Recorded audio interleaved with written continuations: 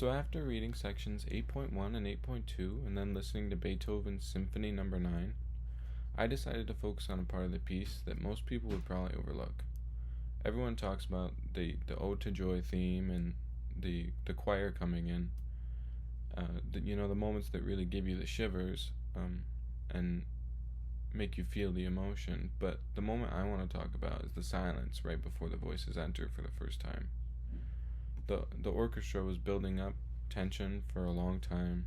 It was chaotic and emotional and honestly kind of overwhelming. And then everything just stops for a split second. The pause almost feels like the entire piece is taking a rest. It's like it's getting ready for the release. And it was tiny, but it changes the whole emotional direction. And immediately after that silence, the choir enters, and the world of symphony expands from instrumental sound to everything, to something more human. And it's like that tiny pause represented a single greatest change in music in that time. And the reason this moment is so powerful to me because silence is usually not thought of as music. But Beethoven decided that this silent pause is going to be a statement. It's like he's saying, listen, something new is going to happen. And knowing his personal situation makes it even more meaningful. He was mostly deaf when he wrote this. So the idea that silence became one of the greatest musical tools is wild. Reading pages 178 to 179 from Kelly also changed how I hear this. During Beethoven's lifetime, his music wasn't always appreciated or understood. A lot of people thought it was too intense or too emotional or just too strange.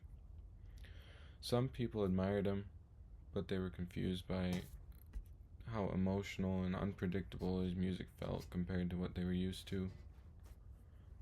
The most surprising thing for me was realizing that Beethoven wasn't always treated like the historical legend that we see him today, that we see him as. To some people, he sounded like he was breaking music instead of reinventing it. And that's what makes the silent moment even cooler. It's not just a break in sound, it's a break from tradition. Before Beethoven, a symphony didn't include voices, didn't explode emotionally, and definitely didn't rely on silence to create intensity. He was pushing the boundaries of what people thought music was. And a lot of people thought that music could just stay predictable, but he was proving them otherwise. To me, that moment is relevant today because it reminds us that sometimes you need a pause, a reset before something meaningful happens. In real life, breakthroughs come after frustration, noise, stress, or chaos. That tiny silence feels like the same thing, the calm before the clarity. And then suddenly, a big change happens.